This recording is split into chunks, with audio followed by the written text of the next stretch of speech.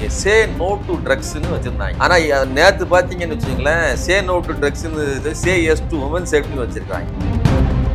தங்களை ஒடுக்குகிற, தங்களை நசுக்குகிற சக்தியோடு போராடுவதற்கு வலுவில்லாத எடப்பாடி பழனிசாமி தன் மேல் இருக்கக்கூடிய குற்றங்களுக்கு பயந்து, இடி ரைடுகளுக்கு பயந்து, இப்படி சாஷ்டாங்கமாக அதிகார பகிர்வை யாரோடு செய்வது? என்னை வேட்டையாடி திங்கக்கூடிய ஒரு விலங்கிடமிருந்து நான் அதிகார பகிர்வு, என்னுடைய சதையை வெட்டி நான் அதிகார பகிர்வு செய்யவா? இதைத்தானே அதிமுக செய்யணும். இப்போ குறைஞ்சபட்சம் அதிமுக இதுக்கெல்லாம் எதிர்த்து பேசணுமா பேசக்கூடாதா? கண்டைய காலத்துல 1993-94 காலகட்டத்தில் இருந்து அந்த பாஜக என்ன லட்சணத்துல இருக்கிறோ அதை விட ஒரு துளி அளவு கூட வளரல. ஆட்சி அதிகாரத்தில் அவர்கள் இருக்கிறார்கள்ங்கிறத தவிர்த்து இப்படி உடைத்து சேர்க்கப்பட்ட வாக்குகள் தான். அப்போ அதிமுகவை 3 துண்டாக பிரிப்பதற்கு காரணமாக இருந்ததும் பாஜக தான். இன்னைக்கு நீங்க எல்லாம் ஒண்ணு சேரணும், நாம எல்லாம் ஒன்றா நின்று போட்டியிடணும் அப்படின்னு சொல்லுவதும் பாஜக தான். இந்த துண்டுக்கள் இருக்குல்ல, பிரிந்த துண்டுக்களை தங்களோடு சேர்த்து கொண்டு அவர்களை வைத்து நாங்கள் 18% வாங்கிட்டோம் பாருங்கன்னு சொல்லி தம்பட்டம் அடித்து போய்விடும். இங்கிருந்து போயிட்டு என்டிஏ கூட்டணி ஆட்சி அமைக்கும்னு ட்விட்டு போடுறாப்ல. இந்த எடப்பாடி பழனிசாமியை ஒரு பொருட்டாவே மதிக்கல. எடப்பாடி பழனிசாமி 2வது ஒரு ட்ரிப் கூப்பிட்டு பிரஸ் மீட் நடத்தினப்பவும் சரி, அவரே பேசுறாரு. யார்? அமித்ஷாவே எடப்பாடியை பேச விடல. கூட்டணி ஆட்சி அமைக்கும்னு ஒரு வார்த்தை சொல்லிட்டாரு. அது இவர்களுக்கு பெரிய சிக்கல். உடனே வெளியில வந்து எடப்பாடி பழனிசாமி என்ன சொல்றாரு? சாத்தான் வேதம் ஓதுகிறதுன்னு சொல்லுவாங்கல்ல, இந்த சாத்தான் அவர் தான். ஓதப்படுகிற வேதம் தான் say no to drugs, say yes to women safety. இப்போ தமிழ்நாட்டை மீட்போங்கிற நடைபயணம் மக்களை மதித்து மக்களோடு உறவாடுகிற ஒரு வேலையை திமுக செய்யுது. இதற்கு எதிராக என்ன பண்ணணும்னு தெரியாம இப்ப எல்லாரும் வந்து சட்டையை கழட்டிட்டு ரோட்ல உருள ஆரம்பிச்சிருக்காங்க. இந்த சாட்டையடி போராட்டங்கள், இந்த மாதிரியான கிம்மிக்ஸ் வேலைகளை தான் இவர்களால் செய்ய முடியும். இவர்களால் மக்களுக்கு நல்லது செய்ய முடியாது. தமிழ்நாட்டில் சட்டம் ஒழுங்கு சரியில்லை, நீங்கள் எல்லாம் பாலியல் தொழிலாளியாக மாறிட்டீங்க, குற்றவாளியா மாறிட்டீங்கன்னு சொல்றது நம்ம சமூகத்தை பார்த்து சொல்றது தானே. இன்னைக்கு வரலும் வருகிற வட இந்தியனுக்கு வாயில போட்ட பான் பராக்க வெளியில துப்ப கூடாது, அது அடுத்தவன் சட்டையில பற்றுங்கிற அளவுக்கு கூட அறிவில்லாத அளவிற்கு தானே இருக்கிறார்கள். அப்ப அந்த அளவுக்கு கூட ஒரு பொது ஒழுங்கு இல்லாத ஒரு கூட்டம். நீர்த்திரை நேயர்களுக்கு வணக்கம். இன்று நம்மோடு இணைந்திருப்பவர் ஊடகவியலாளர் திரு சுமன் கவி அவர்கள். வணக்கம் சார். வணக்கம் சார். உள்துறை அமைச்சர் அமித்ஷா அவர்கள் தினமலர் செய்தித்தாளுக்கு ஒரு பேட்டி கொடுக்குறாரு. அதுல என்ன சொல்லியிருக்காரு அப்படின்னா, தமிழ்நாட்டுல என்டிஏ கூட்டணி நிச்சயமா வெற்றி பெறும், அதுல பிஜேபியோட பங்கு அதிகமா இருக்கும் அப்படின்னு சொல்லியிருக்காரு. இது எப்படி பாக்குறீங்க? அந்த கேள்விக்கு முன்னாடி அவர் பேட்டியினுடைய முதல்ல சொன்னது, தமிழ்நாட்டுக்கு பாஜக எக்காலத்திலும் தீங்கிழைக்காது அப்படின்னு சொல்லியிருக்கிறார். இதுதான் தந்தி டிவியிலே அவர்கள் சொல்கிற அந்த வாசிக்கப்பட்ட செய்தியினுடைய முதல் வரி. நாங்கள் ஒரு நாளும் உங்களை கொல்ல மாட்டோம், உங்களை நசுக்க மாட்டோம், உங்களுக்கு தீங்கிழைக்க மாட்டோம் அப்படின்னு ஒருத்தர் சொல்கிறாருன்னா என்ன பொருள்? நான் உங்கள் வீட்டில் திருட மாட்டேன் அப்படின்னு ஒருத்தர் சொன்னார்னா என்ன அர்த்தம் தான்? அந்த அளவிற்கு அவர்கள் மேல் அச்சமும் நசுக்குதலுக்கான காரணங்களும் இருக்குது. நாங்கள் தமிழ்நாட்டை உயர்த்துவோம், தமிழ்நாட்டுக்கு நல்லது செய்வோம்னு ஒரு உள்துறை அமைச்சர் சொல்லணும். நாங்கள் இதுவரைக்கும் செய்தது நல்லது தான், இனிமேலும் நாங்கள் சிறப்பான திட்டங்களை செயல்படுத்துவோம் இப்படி பேசலாம். நாங்கள் உங்களுக்கு ஒரு நாளும் நாங்கள் தீங்கு செய்ய மாட்டோம் அப்படின்னு சொல்லுவதே இவர்கள் தீங்கு இழைத்து கொண்டிருக்கிறார்கள், இழைப்பதற்கான திட்டத்தோடு இருக்கிறார்கள். இல்ல, இங்க திமுக சார்பாக அவங்க தீங்கு இழைக்கிறாங்கன்னு சொல்றப்ப அப்படிதான் அவரோட பதிலும் இருக்கும். அது திமுகவுக்கு சொல்லப்பட்ட பதில் இல்லை. இப்ப அப்படி சொல்றதாருன்னா எப்படி சொல்லியிருக்கணும்? திமுக சொல்வது போய் நாங்கள் அதற்கு பதிலாக பல நன்மைகளை செய்திருக்கிறோம் தான் சொல்லணும். நாங்கள் ஒருபோதும் தீங்கு இழைக்க மாட்டோம்னா இப்போ இதுவரைக்கும் இழைச்சிக்கிட்டு இருந்தோம், இனிமேல் இழைக்க மாட்டோம்னு அர்த்தமா?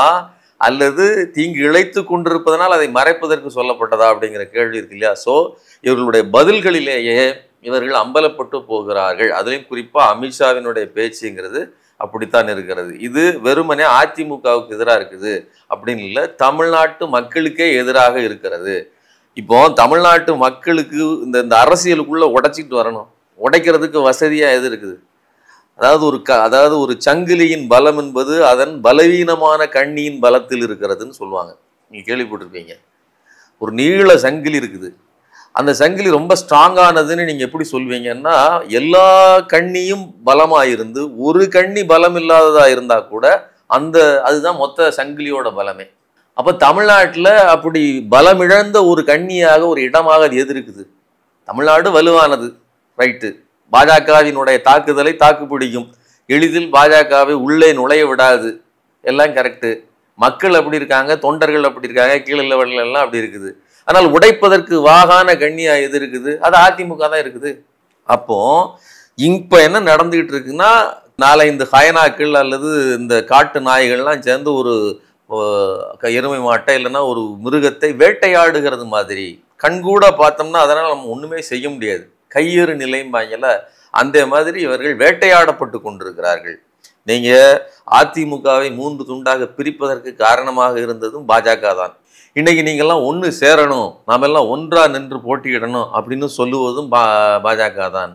இந்த துண்டுக்கள் இருக்குல்ல, பிரிந்த துண்டுக்களை தங்களோடு சேர்த்து கொண்டு அவர்களை வைத்து நாங்கள் 18% வாங்கிட்டோம் பாருங்கன்னு சொல்லி தம்பட்டம் அடித்துக் கொள்வது. ஒரு கட்சியை உடைச்சி அதிலிருந்து வருகிற ஆட்களை தன் பக்கம் சேர்த்துக்கிட்டு அதிலிருந்து ஒரு நம்பரை காட்டி பாருங்க, உங்களை விட உங்களுக்கு சமமாக நாங்கள் நம்பர் வாங்கி வச்சிருக்கிறோம் அப்படின்னு சொல்றது இருக்குல்ல. நீங்க 22%, நாங்கள் 18%, எங்கள் கூட்டணி 18%, நாங்கள் தனித்து 11%.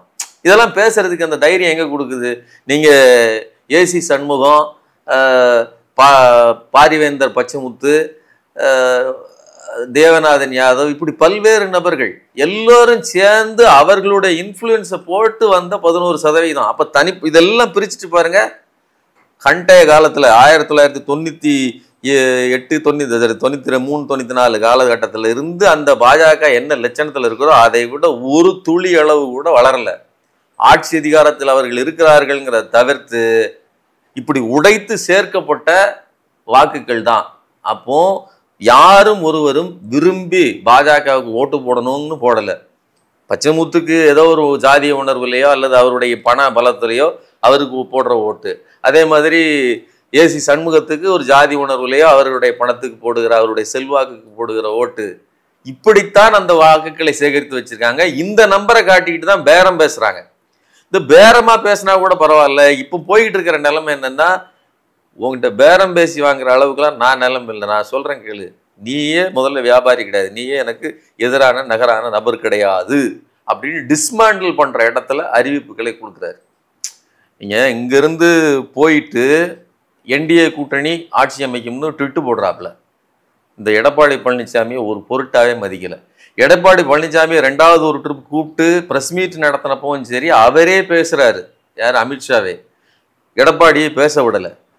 கூட்டணி ஆட்சி அமைக்கும்னு ஒரு வார்த்தை சொல்லிட்டாரு. அது இவர்களுக்கு பெரிய சிக்கல். உடனே வெளியில வந்து எடப்பாடி பழனிசாமி என்ன சொல்றாரு? அதுக்கு ஒரு புது பொழிப்பறை கொடுக்குறாரு. கூட்டணி ஆட்சி அமைக்கும்னு அர்த்தம். அதாவது அதிமுக பாஜக கூட்டணி ஆட்சி அப்படி நாங்க சொல்லல. அதிமுக பாஜக கூட்டணி ஆட்சி அமைக்கும். எப்படி அவர் பாஸ் எங்க வைக்கிறாப்புல? கூட்டணி ஆட்சி அமைக்கும் அப்படின்னு அர்த்தம் இல்ல, கூட்டணி ஆட்சி அமைக்கும் அப்படின்னு பாஸ் பண்ணி நமக்கு வந்து இது இலக்கணம் நடத்துறாங்க. சரிங்களா? திருப்பி கேட்குறீங்கிற மாதிரி தான். திருப்பி நீங்க பொய் சொல்லாதீங்க, நீங்க எப்படி மாட்டிட்டு இருக்கீங்கன்னு பச்சையா தெரியுது, எங்களை ஏமாத்தாதீங்க. அதுதான் நாம சொல்றோம். நீங்க வந்து நாசமா போயிட்டீங்க, உங்களுடைய இடத்தை காலி செய்வதற்கு அவர்கள் தயாராகி விட்டார்கள். இன்னும் கொடுமை என்ன அப்படின்னா, அவருக்கு எதிராக செங்கோட்டையனை நிறுத்துறாங்க. செங்கோட்டையனை இப்போ முதற்கொண்டு நீங்க வந்து இவர் குருமூர்த்தி சந்திச்சு பேசியிருக்கிறாரு, செங்கோட்டையன் டெல்லி போயிட்டு வராரு.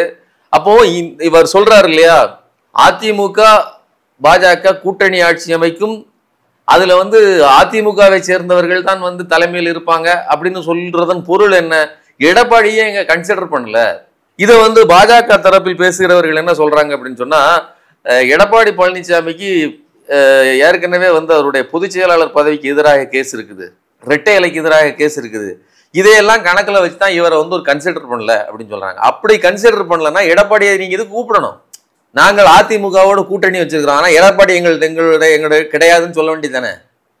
அப்போ எப்படி கூப்பிட்டு வச்சு அசிங்கப்படுத்துகிற வேலையை செய்கிறார்கள். இதையெல்லாம் இவ்வளத்தையும் தாங்கிக்கிட்டு இப்பயும் கூட அவர் என்ன சொல்றாரு அப்படின்னா, அமித்ஷா அவர்கள் நாங்க தமிழ்நாட்டுல ஏடிஎம்கேவோட தலைமையில தான் வந்து கூட்டணி வைக்கிறோம், இப்ப ஏடிஎம்கேல இருந்து ஒருத்தர் தான் வந்து முதலமைச்சரா வருவாருன்னு சொல்றாரே கண்டி, அது எடப்பாடி பழனிசாமின்னு சொல்லல. அதான் சொல்றேன், எடப்பாடி பழனிசாமி அங்க வந்து இல்லாமல் காட்டுவதன் பொருள் என்னன்னா, முதல்ல எடப்பாடி கிட்ட நாங்க வந்து பேரம் பேசி சீட்டு போடுறோங்கிற நிலைமே இல்லாம அதிமுகவுக்கு நாங்கள் சீட்டுக்களை கொடுக்கிறோம், 2 பேரும் சமமா பகிர்ந்துக்கிடுறாங்க அளவுக்கு பேசுறாங்க. ஆட்சி அமைக்கிறது 2வதுங்க. அதுக்கு முன்னாடி 2 பேரும் சீட்டு பேரம் நடக்கணும்ல. யார்கிட்ட இருந்து யார் சீட்டை பெறுவார்கள்? இந்த கேள்வி ஒண்ணு இருக்குல்ல, யார் கொடுத்து யார் பெற முடியும்? அதாவது ஏற்கனவே அதிமுக ஆண்ட கட்சி, ஆட்சி அமைத்து இருந்தவர். அது அதிமுக ஆண்ட கட்சிங்கிறது மட்டும் இல்ல, தமிழ்நாட்டுக்கே ஒரு பாரம்பரியம் இருக்குது. எந்த ஒரு கட்சியும் வெற்றி பெற்று அது கூட்டணி ஆட்சி அமைச்சதே கிடையாது. கூட்டணி ஆட்சி அமைப்பது குற்றமா அப்படின்னு சில கேள்விகள் சில அறிவுஜீவிகள் கேட்குறாங்க. அது பார்ப்பன அறிவுஜீவிகள். கூட்டணி ஆட்சி அமைப்பது ஜனநாயக நடைமுறை தானே. இப்போ நீங்கள் பன்முகத்தன்மை எல்லாரும் சேர்ந்து அந்த கட்சிகள் சேர்ந்து இருந்தால் ஒரு செக் அண்ட் பேலன்ஸ் இருக்கும். இதெல்லாம் கேட்கறதுக்கு நல்லா இருக்குது. நல்லா புரிஞ்சுக்கங்க, தமிழ்நாட்டில் இப்படி ஒரு ஹிஸ்டரியே இல்லை. இன்னொன்று, ஒன்றியத்தில் இருக்கக்கூடிய ஒரு அரசு அல்லது ஒரு கட்சி இவ்வளவு டிக்டேட் பண்ணதே கிடையாது. காங்கிரசின் ஆட்சி காலம் முடிந்ததற்கு பிறகு கடந்த 50 ஆண்டுகளில் இதுவரைக்கும் நடக்காத ஒரு புதிய அணுகுமுறை இது. நீங்க ஒரு 2 பலமான கட்சிகளுக்கு மத்தியில எந்த கட்சியை உடைத்தாலும் அது பகிரங்கமான தமிழ்நாட்டுக்கு இழைக்கப்படுகிற ஒரு சவால். கூட்டணி ஆட்சின்னா சாதாரண அதுல என்னங்க இருக்கு, அதிகார பகிர்வு தானே அப்படின்னு பேசுவது. அதிகார பகிர்வை யாரோடு செய்வது? சரிங்களா, என்னை வேட்டையாடி திங்கக்கூடிய ஒரு விலங்கிடமிருந்து நான் அதிகார பகிர்வு, என்னுடைய சதையை வெட்டி நான் அதிகார பகிர்வு செய்யவா? இதைத்தானே அதிமுக செய்யணும். இப்போ குறைஞ்சபட்சம் அதிமுக இதுக்கெல்லாம் எதிர்த்து பேசணுமா பேசக்கூடாதா? இதெல்லாம் பேசல, சர்வ அமைதியா எல்லாவற்றையும் அடக்கிக்கிட்டு இருக்காங்க. அப்ப என்ன, அப்ப நீங்க முழுக்க பாஜக கிட்ட சரணடைஞ்சிட்டீங்கிறது மட்டும் இல்ல, உங்களுடைய சுயமரியாதையிலிருந்து எல்லாத்தையும் விட்டுட்டீங்க. இந்த அளவுக்கு அச்சம் பெற வேண்டிய காரணம் என்ன? அவங்களோட சரணடைய அச்சம், அதிகாரம் அந்த பக்கம் இருக்குங்கிறது மட்டும் இல்ல, தொடர்ந்து போராடுகிற குணம் இவர்களுக்கு இல்லை. நீங்க இடி ரைடு அதானே, நீங்க இப்படி யோசிச்சு பாருங்க. பாமகவினுடைய ராமதாஸ் அவர்களுடைய பேச்சு என்ன? அன்புமணிக்கு ஆளுமை இல்லைன்னு சொல்றாரு. அதோட பொருள் என்னன்னா, பிரச்சனைகள் வரும், போராட்டம் வரும். பாஜகங்கிற ஒரு மிருக பலம் கொண்ட ஒரு கட்சி எல்லா வசதிகளையும், ஏன் நீதிமன்றத்தின் தீர்ப்புகளை கூட தன்னுடைய இஷ்டத்துக்கு மாற்றி அமைக்கக்கூடிய ஆற்றல் படைத்த ஒரு கட்சி, தேர்தல் ஆணையத்தினுடைய நபர்களை கூட தாங்கள் நினைத்தவர்களை வைத்து ஆட்டுவிக்க முடியுங்கிற ஒரு இது உள்ள கட்சி. அது மட்டும் இல்லாமல் இவர் மேலே ஏற்கனவே கேஸுகள் இருக்கு. யாரு? அன்புமணி மேலே இருக்குது. நீங்க எப்படி அப்போ என்னன்னா, அன்புமணிக்கு அவர் சொல்வது என்ன? போராட்டம் தான்பா வாழ்க்கை. போராட்டங்கிறது வெறுமனே களத்தை இறங்கி போராடுறது மட்டும் இல்லை. தூக்கி உள்ள வச்சாங்கன்னா சட்டத்துக்கு எதிராக சட்டம் போராட்டம் பண்ணுறது போராட்டம் தான். செந்தில் பாலாஜி அதை செஞ்சார். அவர் வீரன், சரிங்களா. கொங்கு பகுதியிலிருந்து வந்தாலும் துணிந்து நின்று, அவர் அதே அதிமுகவிலிருந்து வந்தவர் தான். ஆனாலும் கூட இந்த பாசிசத்துக்கு எதிராக நான் போராடுறேன்னு சொல்லி போராடினார். அவருக்கு வைக்கப்படாத விலை இருக்குமா? சிண்டே உருவாக்கும்னு சொன்ன நபர்கள் எல்லாம் இப்போ அதிமுகவினுடைய ஐடிவிங்கில் வேலை பார்த்துக்கிட்டு இருக்காங்க. சரிங்களா, நீங்கள் எப்படி கம்பேர் பண்ணி பாருங்க. அப்போ அந்த ஷிண்டே யாருன்னு பார்த்தீங்கன்னா, இந்தா இருக்கார்ல, பலவளன்னு சிரிச்சுக்கிட்டு திருப்பின்னு பேசிட்டு இருக்காருல்ல, இவர் தான்.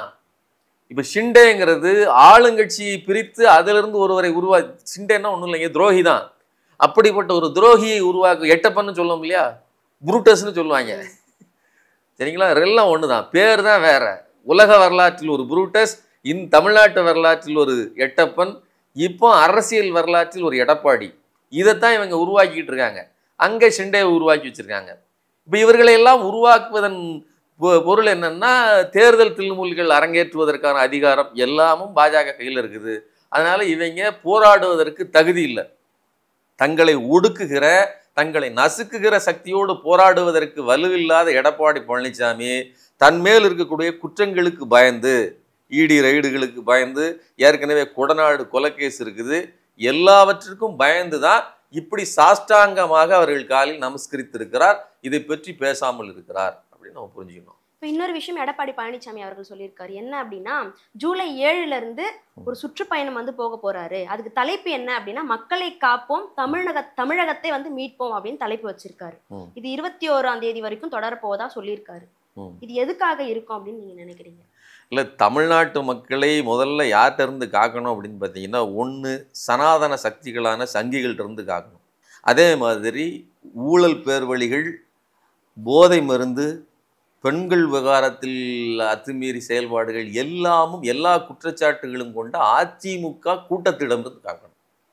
அது மட்டும் இல்லாமல் இன்னைக்கு ஒரு 2ஆம் தரம் கட்சியாக இருக்குன்னா அந்த கட்சி பாஜகவோட சோரம் போகுது. அப்படின்னு சொன்னா இந்த கூட்டத்திடம் மொத்தமா சேர்த்தீங்கன்னா பாஜக அதிமுக கூட்டணிகிட்ட இருந்து தான் இந்த தமிழ்நாட்டை காப்பாற்றணும். அப்போ இவங்க போறதுங்கிறது மக்களை திசை திருப்புவது. நீங்க சே நோ டு ட்ரக்ஸ்ன்னு வச்சிருந்தாங்க. ஆனா நேத்து பாத்தீங்கன்னு வச்சுக்கோங்களேன், சே நோ டு ட்ரக்ஸ்ன்னு சே எஸ் டு உமன் சேஃப்டின்னு வச்சிருக்காங்க. ட்விட்டர் ஹேண்டில் பிரச்சார வார்த்தை இது, சே நோ டு ட்ரக். இது அவங்க ஆளே இன்னைக்கு பிடிபட்டுட்டான் பிரசாந்த். சரிங்களா? பிரசாந்த் பிடிபட்டது உடனேயே ஐயோ நமக்கு நாமே சொன்ன மாதிரி இருக்கும், கண்ணாடியை பார்த்து காரி துப்புன மாதிரி இருக்கும், வேண்டாம் வேண்டாம், அதனால சே எஸ் டு விமன் சேஃப்டின்னு வச்சிருக்காங்க. அப்படி சொல்றது கூட உங்களுக்கு தகுதி இல்லை ராஜா. ஏன்னா ஏற்கனவே உங்க ட்ராக் ரெக்கார்டு நாறிக்கிட்டு இருக்குது. இப்போதான் வந்து அதோட கேஸோட முடிவு வந்துச்சு. பொள்ளாச்சி பாலியல் சம்பவம், பெண்கள் துள்ள துடிக்க கத்தன வார்த்தை, அந்த கதறல் சத்தம் இன்னைக்கும் காதல கேட்குது. இதுக்கு எல்லாம் பின்னணியில இது வெறுமனே நீங்க வந்து அந்த நிகழ்வை வந்து ஒரு எங்க எல்லா இடத்துலையும் அந்த மாதிரியான அத்துமீறல்கள், அதாவது பெண்களுக்கு எதிரான குற்றங்களுங்க, அது வேற. அதிமுக ஆட்சியில் நடந்த பொள்ளாச்சி கொடூரம்ங்கிறது ஏதோ ஒரு நபர் ஒரு பெண்ணை மிரட்டி படிய வைத்து அந்த மாதிரி நடந்த ஒரு தப்பு கிடையாது. இது ஒரு பெரிய நெக்சஸ், ஒரு வலைப்பின்னல். பல்வேறு நபர்களும் பல்வேறு வீடியோக்கள் எல்லாவற்றையும் காட்டி மன உளவியலாகவே பெண்களை சித்திரவதை செய்து அடிச்சதெல்லாம் பெல்ட் சத்தம்லாம் நம்ம கேட்டோம். அதனால சாத்தான் வேதம் ஓதுகிறதுன்னு சொல்லுவாங்கல்ல, அந்த சாத்தான் அவர் தான். ஓதப்படுகிற வேதம் தான் say no to drugs, say yes to women safety. இப்போ தமிழ்நாட்டை மீட்போங்கிற நடைபயணம். இதெல்லாம் நாம் இன்னொரு வகையாகவும் பார்க்கணும். என்ன அப்படின்னா, அடுத்து சீமான் வந்து ஆடு மாடுகளை கூப்பிட்டு நடைபயணம், அவர்களோட சொந்தங்களோட நடைபயணம், இப்படி பல்வேறு ஜிம்மிக்ஸ் வேலைகளெல்லாம் இவங்க காட்ட இருக்கிறாங்க. இதெல்லாம் முழுக்க முழுக்க 2026 சட்டமன்ற தேர்தலை முன்னிறுத்தி இதில் வாக்குகளாக ஏதாவது பெறணும் அப்படிங்கிற, அதாவது கூடுதலான எஃபர்ட்டை இவங்க எடுக்கிறாங்க. இதுக்கு காரணம் என்னன்னா, ஓரணியில் தமிழ்நாடு அப்படின்னு ஒரு திட்டத்தை திமுக அறிவிச்சிருக்கு. நீங்கள் இவங்க மேலே இருக்கிற குற்றச்சாட்டுகளையும் இதையும் சரிபடுத்தி கொள்வதற்கு, அதை கவனம் செலுத்துவதற்கு கூட நேரம் இல்லாமல் தவிச்சிக்கிட்டு இருக்கு அதிமுக. கூட்டணி விவகாரங்களில் இந்த மாதிரியான சிக்கலில் மாட்டிக்கிட்டு கிடக்காங்க. சுயமரியாதை இழந்து பாஜகவோட கூட்டணி போக வேண்டிய நிலைமை இருக்குது. அவர்கள் போய் ஒரு மாநாட்டில் உட்கார்ந்துருந்தாங்க. நாங்கள் போடக்கூடிய வீடியோ இவர்களையே சிக்கலில் மாட்டி விடுகிற, வெறுமனே சிக்கலில் மாட்டுறதில்ல, இவங்களுடைய மொத்த அந்த இருப்பையை காலி செய்யக்கூடிய வேலைகள்லாம் பாஜக செஞ்சிட்டு இருக்கு. இதுக்கு மத்தியில் பாஜகங்கிற கட்சிக்கு எதிராக தனது சொந்த கட்சியை பாதுகாத்துக் கொள்வதற்கே திராணி இல்லாத நிலைமை தான் இவங்க போராடிட்டு இருக்காங்க. ஆனால் பாஜக என்கிற அபாயத்திடம் இருந்து தமிழ்நாட்டை காப்பதற்கு இப்போ தொடர்ந்து ஆட்சியில் இருந்து அந்த கேடயமா, நீங்கள் வந்து டபுள் ப்ரொடெக்ஷன் காட்டுவாங்க இல்லையா, சில படங்கள்லாம் வந்து ஹம்மம் போட்டு குளிச்சிங்கன்னா அப்படி ப்ரொடெக்ஷன் சுற்றி கூண்டு மாதிரி வந்துடும். அதே மாதிரி அங்கே ஒன்றியத்திலிருந்து எவ்வளவோ ஒடுக்குமுறைகள் வந்தாலும் இங்கே திமுகங்கிற ஒரு டபுள் ப்ரொடெக்ஷன் போட்டு ஓரளவுக்கு பல்வேறு நெருக்கடிகள் வந்தாலும், கல்விக்கான தொகை கொடுக்கப்படாமல் இருந்தாலும் சரி, ஊரக வேலைவாய்ப்புக்கு பணம் கொடுக்காமல் இருந்தாலும் சரி, எல்லாவற்றையும் தாண்டி இந்த மக்களுக்கு எதையாவது ஒன்று செஞ்சிடணும் ப்ரொக்ரெசிவாக இந்த அரசு இயங்கிட்டு இருக்குது. ஆனால் அடுத்த முறை இதை இன்னும் கூடுதலாக வலுவாக வெற்றியை உத்தரவாதம் செய்யணும்னு தான் ஓரணியில் தமிழ்நாடு அப்படின்னு சொல்லி ஒரு திட்டத்தை 68,000 பூத் ஏஜென்ட்டு, அது போக இருக்கக்கூடிய ஐடி அவர்கள் விங்கு எல்லாரும் சேர்ந்து தெருவாக போய், நீங்கள் முன்னாடி தான் பார்த்துருப்பீங்க, திண்ணை பிரச்சாரம்னு சொல்லுவாங்க, தெருமுனை பிரச்சாரம்னு சொல்லுவாங்க. தெருமுனை பிரச்சாரம் கூட ஒருத்தர் நின்று பேசிக்கிட்டு இருப்பார், 10 பேர் கேட்டுக்கிட்டு இருப்பாங்க. உங்களுக்கு என்னங்க என்ன பிரச்சனைன்னு கேட்டு பதில் கேட்டு அதை மேலே அனுப்பி இந்த டூ அண்ட் ஃப்ரோ ஒரு கான்வர்சேஷன் இருக்கு இல்லையா, அப்படிப்பட்ட பிரச்சாரம்ங்கிறது இந்த இண்டிவிஜுவலாக நடத்துகிற பிரச்சாரம். இது வெறுமனே பிரச்சாரம் இல்லை. தமிழ்நாட்டுக்கு பாஜக எப்படியெல்லாம் ஒடுக்குமுறைகளை செய்கிறது, எப்படி நசுக்குது அப்படிங்கிறத கொண்டு சேர்க்கறது. ஒருவேளை ஒரு மனக்குறை இருக்குது, எங்களுக்கு இந்த ரோடு சரியில்லை, இந்த இது சரியில்லை, இந்த நிர்வாகத்தில் இந்த பிரச்சனைன்னு சொன்னால் அவர்கள்ட்ட இருந்து அதை கேட்டு திருத்தி கொள்வது. இந்த இடைப்பட்ட காலத்தில் மக்களை மதித்து மக்களோடு உறவாடுகிற ஒரு வேலையை திமுக செய்யுது. இதற்கு எதிராக என்ன பண்ணணும்னு தெரியாமல் இப்போ எல்லாரும் வந்து சட்டையை கழட்டிட்டு ரோட்டில் உருள ஆரம்பிச்சிருக்காங்க. இந்த சாட்டையடி போராட்டங்கள், இந்த மாதிரியான கிம்மிக்ஸ் வேலைகளைத்தான் இவர்களால் செய்ய முடியும். இவர்களால் மக்களுக்கு நல்லது செய்ய முடியாது. இப்போ திமுக நடத்துவது என்பது மக்களை பாதுகாக்கிற ஒரு நடவடிக்கை. இவர்கள் செய்வதுங்கிறது வெறும் அட்டென்ஷன் சீக்கிங். அதுல கூட இவர்களால் நியாயமான காரணங்களை சொல்லி மக்களை கன்வின்ஸ் பண்ண முடியாது. வெறுமனே நடனம் போகலாம், ரோட் ஷோ பண்ணலாம், மற்றபடி மக்களுக்கு இதனால் எந்த பயன்? ஒன்றும் கிடையாது. ஆனா இவங்க சொல்றது என்னன்னா திமுக தான் வந்து ஊழல் பண்ணுது, அதனால திமுகவை விரட்டி அடிக்கிறதுக்கு தான் நாங்க கூட்டணி வச்சிருக்கோம் அப்படின்லாம் பேசுறத பார்க்க. அதுதான் சொல்றேங்க. அதாவது திமுக ஜாபர் சாதிக் விவகாரத்துல ட்ரக்குன்னாங்க, பெண்கள் பிரச்சனைன்னு சொன்னாங்க. இது எதுவுமே டேட்டா வைஸ் பார்த்தீங்கன்னா தமிழ்நாடு மற்ற மாநிலங்களை விட மிக உயரிய இடத்துல இருக்குது. இது இன்னும் வேடிக்கை என்னன்னா, பாஜகவை சேர்ந்த வானதி ஸ்ரீனிவாசனே சமீபத்தில் பேட்டி ஒன்று கொடுக்கும்போது தமிழ்நாட்டை மற்ற மாநிலங்களோடு ஒப்பிடக்கூடாது, நீங்க பீகார் ஏற்கனவே பூவரா பெர்ஃபார்ம் பண்ற ஒரு பையனோட ஏன் நல்ல பெர்ஃபார்ம் பண்ற பையனை ஒப்பிடுறீங்க? நம்மெல்லாம் ஃபாரின் ரேஜிக்கு ஜப்பானுக்கும் இங்கிலாந்துக்கும் ஒப்பிடக்கூடிய அளவுக்கு உயர்வான, அது என்ன தானா வந்துச்சா? 50 ஆண்டு காலம் மீண்டும் மீண்டும் இதுல கல்வியை வளர்த்ததில் காங்கிரஸுக்கும் பங்குண்டு. நீங்க அதுல வந்து காமராஜரை நாம் அதனால தான் சொல்றோம், அது ஒரு டீக், அது ஒரு ஆரம்பித்த கட்டத்தில் 2 பக்கம் இருந்தது. குலக்கல்வியை கொண்டு வந்தவருங்கதும் இப்போ காங்கிரஸ்ல இருந்தாரு, இன்னொரு பக்கம் அதை எதிர்த்து மக்களுக்கு கல்வியை கொடுத்ததும் காங்கிரஸ்ல தான் இருந்தாரு. வேண்டாம் வேண்டாம், நாங்களே இதை சிறப்பா செய்யறோம்னு தான் 2 திராவிட கட்சிகள் வந்துச்சு. ஒருத்தர் போட்டி போட்டு கல்விக்கூடங்கள், படிக்கிற பிள்ளைகளுக்கு சைக்கிள், பஸ் பாஸ், சாப்பாடு, மதிய சாப்பாடு, காலையில சாப்பாடு முதற்கொண்டு கொடுத்து, இப்போ காலேஜுக்கு வந்தீங்கன்னா 1000 ரூபா, பெண்களுக்கு 1000, அடுத்த வருஷம் ஆண்களுக்கு 1000, தங்குறதுக்கு விடுதி இலவசம், வேலைக்கு வந்தா உங்களுக்கு இந்த பக்க நிறுவனத்துக்கு நீங்க போனீங்கன்னா வேலை பார்க்கலாம்னு சொல்லி அதை கைடு பண்ணுவதற்கு நான் முதல்வன் திட்டம், இப்படி பல்வேறு திட்டங்களை கொடுத்து வளர்த்ததன் விளைவு நீங்க என்ன சொல்றீங்க? இன்னைக்கு நாம ஃபாரினோட ஒப்பிடணும். அப்ப நான் என்ன சொல்றேன், முதல்ல இதை பார்த்து கல்வி திட்டத்தை அமைங்க. தமிழ்நாட்டில் எப்படி கல்வி கொடுக்கப்படுகிறது? ஸோ இப்படி கல்வித்துறையிலும் சரி, எல்லா விதங்கள்லையும் சரி, ஒன்றியத்தில் உள்ளவர்களே அதாவது புகழ்ந்து பேச வேண்டிய இடத்தில் தமிழ்நாடு வளர்ந்து நிற்குது. ஊழல்லாம் இங்கே நடந்தது அப்படின்னு சொன்னால் இங்கே அப்படிப்பட்ட வளர்ச்சிகளோ எதுவுமே இருந்திருக்காது. அப்போ அப்படிப்பட்ட வளர்ச்சிகளை கொடுக்கிற ஒரு அரசாக இருக்குது. இதை பற்றி பேசுவதற்கு தகுதியற்ற நிலைமையில எடப்பாடி பழனிசாமி இருக்கிறாரு அப்படின்னு தான் நான் சொல்ல விரும்புறேன். இல்ல நீங்க சொன்ன இந்த திட்டங்கள் எல்லாமே டிஎம்கே ஏடிஎம்கே மாறி மாறி தானே வந்து ஒவ்வொரு ஆண்டும் செஞ்சுட்டு இருந்தாங்க. ஆமாம், கரெக்டு தான். எடப்பாடி பழனிசாமி ஆட்சி காலத்தில் என்ன நடந்துன்னு கேளுங்க. நீங்கள் வெளி மாநிலத்துக்காரர்கள் நீங்கள் டிஎன்பிஎஸ்சி எக்ஸாம் எழுதுறதுக்கு எந்த தடையும் கிடையாது, அவர் நேரடி தமிழ் தெரிஞ்சிருக்குன்னு அவசியம் கிடையாதுன்னு சொல்லி இது பண்ணது. உதய் மின் திட்டத்தில் கையெழுத்து போட்டு இன்னைக்கு நம்ம மின்சார விலையை எவ்வளவு வேண்டுமானாலும் ஏற்றலாம் இறக்கலாம் அப்படிங்கிறத அங்கிருந்து அழுத்தம் கொடுத்து அது பண்ணது. உதய் மின் திட்டத்தில் 2.25 ரூபா மின்சாரத்தை 7000 ரூபாய்க்கு வாங்குறதுக்காக கையெழுத்து போட்டு கொடுத்தாங்க. இப்படி பல்வேறு விஷயங்களை காரை வார்த்து கொடுத்தது தான் அந்த ஆட்சி காலம். கேட்டதுக்கெல்லாம் இந்தாங்க பிடிங்க அடிமை சாசனம்னு சொல்லி எழுதி கொடுத்தது தான் எடப்பாடி பழனிசாமியினுடைய ஆட்சி காலம். அதனால மக்களுக்கு நன்மைன்னு ஒன்றும் வந்து சேரல. சரிங்களா? இந்த ஆட்சி காலம் என்பது முற்றிலும் பாஜகங்கிற ஒடுக்கும் சக்திக்கு எதிராக ப்ரொக்ரெசிவாக இயங்குற, அதாவது சாப்பாடு போடுறது கிடையாது, ஒழுங்காக சட்ட துணிமணி எடுத்து கொடுக்கறது கிடையாது, ஒரு மாற்றாந்தாய் மனப்பான்மை. நல்லா புரிஞ்சுங்க. மாற்றாந்தாய்னா அப்பாவுக்கு அம்மா இறந்துட்டா 2வது மனைவி வந்து அந்த பிள்ளை எப்படி குடும்பப்படுத்துவாளோ, சென்ட்ரலாக கதைகள்லாம் பார்த்துருக்கீங்களா? அதே மாதிரி கொடுமைகளை அனுபவித்தாலும் கூட ப்ரொக்ரெசிவாக ஃபர்ஸ்ட் ரேங்க் வாங்குற பிள்ளையா தமிழ்நாடு இருக்குது. நீ எவ்வளவு கீழே எங்களுக்கு கொடுத்தாலும் சரி, 1 ரூபா கொடுத்தா 29 பைசா தான் தருவேன்னா கூட அந்த 29 பைசாக்குள்ள நாங்கள் சிறப்பாக நிர்வாகம் பண்ணி தான் இந்த நாட்டை சிறப்பாக பண்ணிட்டு இருக்கிறோம். அதை பற்றி குறை சொல்வதற்கு அதிமுகவுக்கு அல்லது பாஜகவுக்கு எந்த தகுதியும் இல்லைங்கிறது என்னுடைய கருத்து. அதே பேட்டியில அமித்ஷா அவர்கள் இன்னொரு விஷயத்த என்ன சொல்றாரு அப்படின்னா, தமிழ்நாட்டுல வந்து சட்டம் ஒழுங்கு வந்து சரியில்லை, அதை மக்கள் எங்க கேள்வி கேட்டுற போறாங்க அப்படின்றதுக்காக தான் வந்து இவங்க மக்களோட கவனத்தை திசை திருப்பறதுக்கு தொகுதி மறுவரையை பத்தி வந்து இவங்க பேசுறாங்க, அதை பத்தி வந்து ரொம்ப கேள்வி எழுப்புறாங்க அப்படின்ற ஒரு விஷயத்த அமித்ஷா அவர்கள் சொல்றாரு. இல்ல, தொகுதி மறுவரையறை பற்றி தொடர்ந்து மக்கள்கிட்ட எடுத்து விளக்கி சொல்லி ஆயிற்று. மக்களுக்கு இப்போ நல்லாவே புரிஞ்சு போச்சு. என்ன அப்படின்னு சொன்னா, 1971 எடுக்கப்பட்ட அந்த மக்கள் தொகை கணக்கெடுப்பின் அடிப்படையில் தான் தொகுதி மறுவரையறை செய்ய வேண்டும். சரிங்களா? புரோரேட்டான்னு இவங்க சொல்கிறாங்க இல்லையா, அதில் எந்த விகிதாச்சார அடிப்படையில்.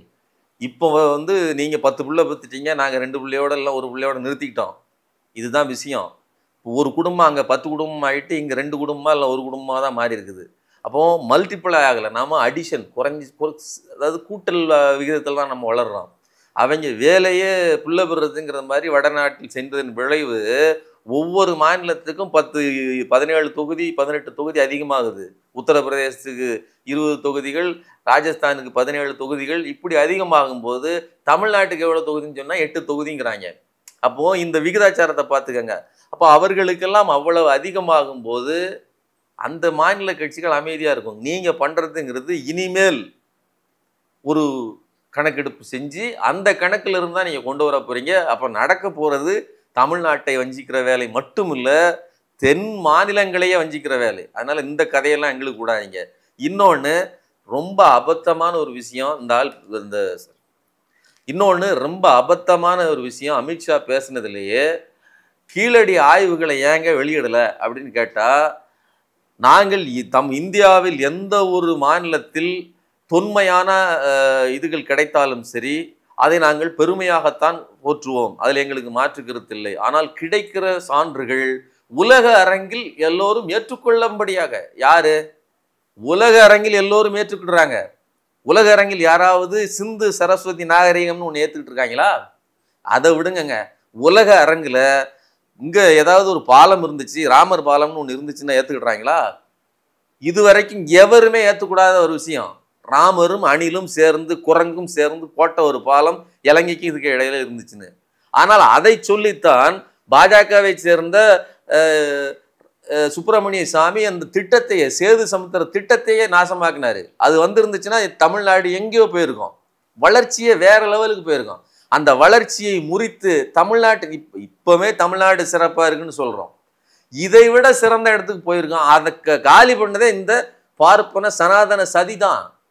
சரிங்களா? இப்படி ஆதாரமற்றதுக்கெல்லாம் ஆதாரம் இருக்குன்னு சொல்லி வெள்ளைக்காரனை காரணம் காட்டுறீங்க. இன்னைக்கு எது கீழடியில உலக அரங்கில் ஏற்றுக்கொள்ளணும், எல்லாவற்றுக்கும் தெளிவாக ஆதாரம் கொடுத்துருக்கிறாரு அமர்நாத் ராமகிருஷ்ணன். முதல்ல அதை படிச்சுட்டு பேட்டியில் பதில் சொன்னால் இன்னும் சிறப்பாக இருக்கு. இல்ல, இதன் மூலமா தொகுதி மறுவரை சொன்னதுக்கு விடவும் ஒரு குறிப்பா எதை அழுத்தமா சொல்றாரு அப்படின்னா, சட்டம் ஒழுங்கு தமிழ்நாட்டுல சரியில்லை, மற்ற மாநிலங்கள்ல சரியா இருக்கா? அதுதானே, அதாவது சட்டம் ஒழுங்கு சரியில்லை. இப்ப என்ன பெரிய சிக்கல்னா, பேட்டி எடுத்த தந்தி டிவியும் சரி தினமரனும் சரி அவர்கிட்டே கேள்வி கேட்டு அவர் ஆமா அப்படித்தான் இருக்கு அப்படின்னு சொல்லி எஸ்ஆர் நோ டைப்பிங் கொஸ்டின் மாதிரி தான் ஆமான்னு சொல்லியிருக்காரு. அவருக்கு அந்த கஷ்டத்தை கூட கொடுக்கல. இவங்க அந்த அளவுக்கு ஊடக அறம்ங்கிறது மொத்தமாவே சோரம் போனவர்களா இருக்காங்க. தமிழ்நாட்டில் சட்டம் ஒழுங்கு சரியா இருக்கா இல்லையான்னு கேட்டிங்கன்னா இல்லை, அல்லது ஆமா இல்லை அப்படின்னு சொல்ற அளவுல தான் கேள்வியே. சரிங்களா? தமிழ்நாடு சட்டம் ஒழுங்கு சரியில்லைன்னு ஒரு ப்ரொபோகேண்டாவை அவர்கள் திட்டமிட்டு செய்கிறார்கள். ஒரு பக்கம் இருக்கட்டும். ஆனா நான் என்ன கேட்குறேன்னா, வட இந்தியாவில் அங்கு சட்டம் ஒழுங்கு சரியில்லை, அதுக்கெல்லாம் ஆதாரங்கள் இருக்குது, அதுக்கெல்லாம் டேட்டாஸ் இருக்குது. நீங்க இந்திய அளவிலேயே தமிழ்நாட்டினுடைய ப்ரோக்ரஸ் என்ன, ஒட்டுமொத்த வளர்ச்சி என்ன, இங்க இருக்கக்கூடிய சேஃப்டி, விமன் சேஃப்டி என்ன, எல்லாவற்றுக்கும் டேட்டா இருக்குது. இது நாம கொடுக்கணும்ல, அவங்ககிட்டே இருக்குது. ஆனா இப்ப என்ன பிரச்சனைன்னா, இதையெல்லாம் ஒரு குற்றச்சாட்டாக நம்ம மேல அவங்க வைக்கிறாங்க. நாம் என்ன பண்ணிட்டு இருக்கோம்? இங்க இருக்கக்கூடிய ஊடகங்கள் குறைஞ்சபட்சம் நம்ம முகத்திலே அசிங்கமா துப்பிக்கிற மாதிரியான வேலை தானே, படுத்துக்கிட்டு துப்புற வேலை தானே. நான் என்ன கேட்குறேன்னா, நீ சட்டம் ஒழுங்கு சரியில்லை, தமிழ்நாட்டில் சட்டம் ஒழுங்கு சரியில்லை, நீங்கள் எல்லாம் பாலியல் தொழிலாளியாக மாறிட்டீங்க, குற்றவாளியா மாறிட்டீங்கன்னு சொல்றது நம்ம சமூகத்தை பார்த்து சொல்றது தானே. இன்னைக்கு வரலும் வருகிற வட இந்தியனுக்கு வாயில போட்ட பான் பராக்க வெளியில துப்பக்கூடாது, அது அடுத்தவன் சட்டையில பற்றுங்கிற அளவுக்கு கூட அறிவில்லாத அளவிற்கு தானே இருக்கிறார்கள். ஒரு சென்ஸ் இருக்குல்லாங்க, ஒரு பொது ஒழுக்கம் இருக்கு. இன்னைக்கு நம்ம ஊர்ல யாரையாவது டப்புன்னு சென்னலை திறந்து துப்ப சொல்லுங்க, துப்ப மாட்டாங்க. அப்ப அந்த அளவுக்கு கூட ஒரு பொது ஒழுங்கு இல்லாத ஒரு கூட்டம். நீங்க பெண்கள், அதனால நம்ம இப்படி இருக்கோம். அதான் சொல்றேன், கல்வியை கொடுத்தது யார்? அதைத்தான் நான் பழைய இதுல சொன்னேன்.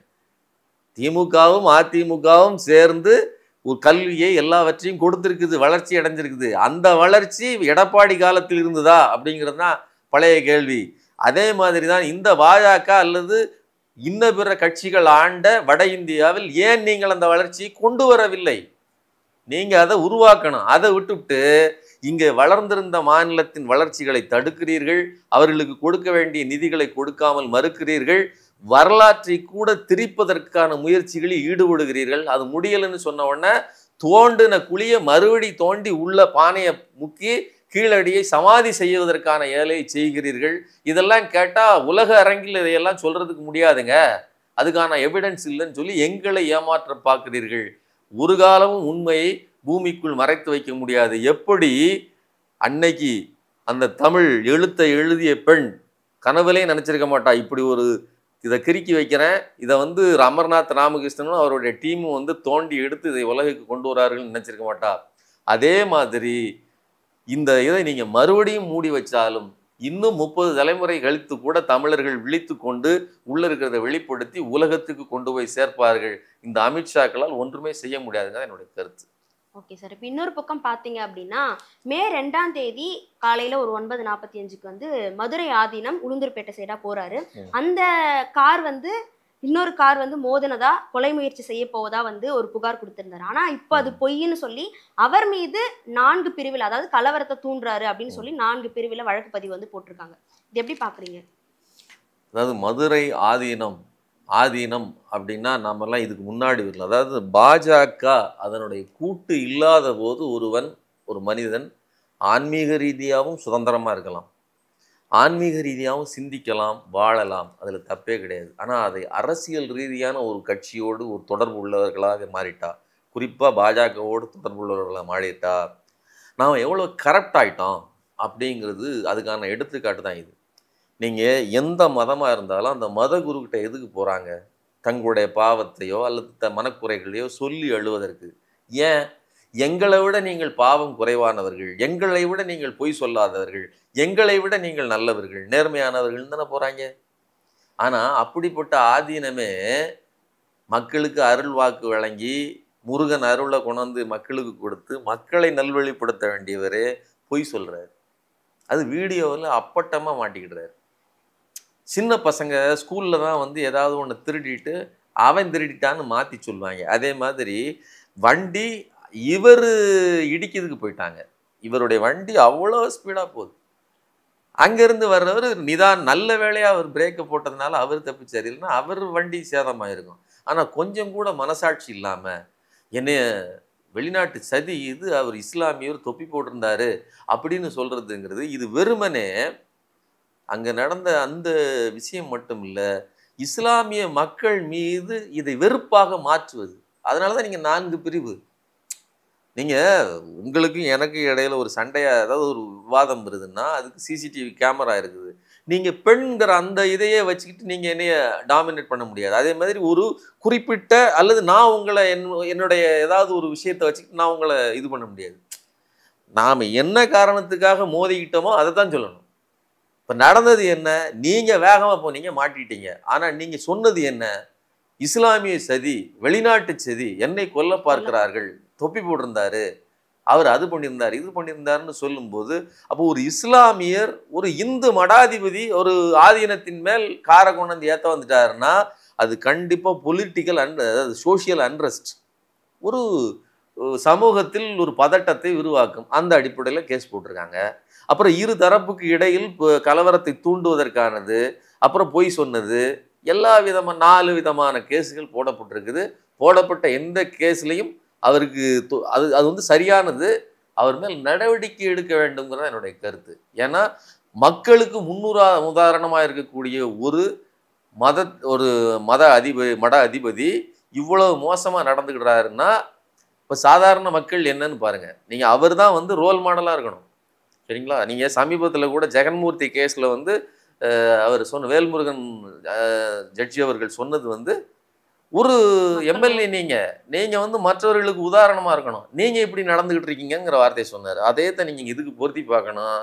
நீங்கள் ஒரு மட அதிபதி, ஒரு ஆதீனம், நீங்கள் இவ்வளவு கீழ்த்தரமாக மத கலவரங்களை உருவாக்குவதற்கான வார்த்தைகளை பேசுகிறீர்கள் என்றால் இதுக்கே ஒரு தனி அறிவுரையை இந்த கோர்ட் கொடுக்கணுங்கிறது என்னுடைய கருத்து. இந்த 4 கேஸு வந்து இதுக்கு இவருக்கு மேலே சார்ஜ் எடுக்கணுங்கிறது என்னுடைய தனிப்பட்ட கருத்து. ஒன்று. இன்னொன்று, பாஜகவின் கூட்டு இருந்தால் ஒரு ஆதீனமே எவ்வளவு கீழான செயல்களை செய்வார், பேசுவாருங்கிறதுக்கு அடையாளம் தான் இந்த பேச்சு அப்படிங்கிறத நம்ம புரிஞ்சுக்கணும். அதனாலதான் குறிப்பா இஸ்லாமியர்னு சொல்ல ஆமா, இல்லைன்னா ஒவ்வொரு விஷயத்திலையும் நீங்க எதையாவது நீங்க வீட்டுல வந்து கதவு சரியில்லைன்னா கூட இஸ்லாமியர் மேல கோவப்படுறது, அதாவது எதாவது ஒண்ணு சொல்றது, அதாவது எதை எடுத்தாலும் இஸ்லாமியர் இஸ்லாமியர்னு சொல்றது.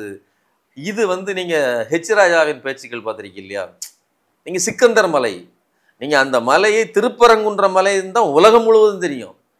தமிழ்நாட்டில் இருக்கக்கூடிய அத்தனை பேருக்கும் திருப்பரங்குன்ற மலை, சிக்கந்தர் மலைங்கிற வார்த்தையை இவங்க பிரேம் பண்ணது. அப்ப எவ்வளவு வன்மத்தோடு ஒவ்வொரு விஷயத்தையும் குறிப்பிடும் போது கூட, விஜயை குறிப்பிட்டா ஜோசப் விஜய், இன்னொருத்தரை குறிப்பிட்டா டேனியல் அப்படின்னு ஒவ்வொருத்தர் மேலையும் அந்த குறிப்பிட்ட அந்த சிறுபான்மை அடையாளத்தை தூக்கி, அப்படிப்பட்ட அடையாளம் இல்லாத போதும் கூட அதை கொண்டு போய் சாத்தி பேசுவது என்பது அவர்கள் மேல் குற்றச்சாட்டுகளை வைப்பது, குறிப்பாக சிறுபான்மையினரை திட்டமிட்டு இழிவுபடுத்துவது, இதை செய்கிறாங்க. அதனுடைய நீட்சி தான் ஆதி நம்பர்ல வந்து நிக்குது அப்படின்னு நம்ம புரிஞ்சுக்கணும்.